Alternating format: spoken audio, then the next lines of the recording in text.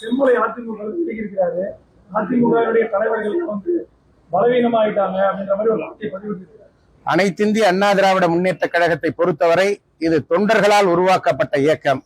அனைத்திந்திய அண்ணா திராவிட முன்னேற்ற கழகம் புரட்சி தலைவர் எம்ஜிஆர், புரட்சி தலைவி அம்மா அவருடைய மறைவிற்கு பின்னால் அண்ணன் எடப்பாடியார் தான் இந்த இயக்கத்துடைய தலைமை என்று அனைத்திந்திய அண்ணா திராவிட முன்னேற்ற கழகத்துடைய 2,16,00,000 தொண்டர்களால் உறுதி செய்யப்பட்டு அவர் பொதுச் செயலாளராக தேர்ந்தெடுக்கப்பட்டிருக்கிறார். அவருடைய தலைமையின் கீழ் கழகத்தினுடைய நிர்வாகிகள், சட்டமன்ற உறுப்பினர்கள், பொதுக்குழு உறுப்பினர்கள், ஒன்றிய கழக செயலாளர்கள், மாவட்ட கழக செயலாளர்கள் என்று தமிழகம் முழுவதும் அவர் பின்னாலே நின்று நாங்கள் உறுதியாக செயல்பட்டுக் கொண்டிருக்கிறோம்.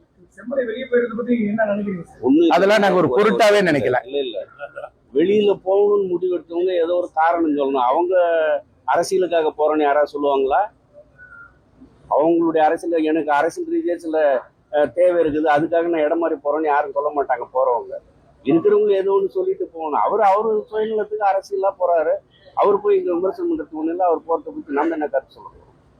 எஸ்பி வேலுமணி தரப்புல 59% பொதுக்குழு உறுப்பினர் கையெழுத்து போட்டதாகவும் இப்போ பொதுக்குழு கூட தயாரா இருக்கிறதாகவும் ஒரு தகவல் இருக்கு. தமிழகம் எங்கும் பொதுக்குழு உறுப்பினர்கள் அனைவரும் ஏறக்குறைய 90% பேர் அண்ணன் எடப்பாடியார் பின்னால் அணிவகுத்து நிற்கிறோம்.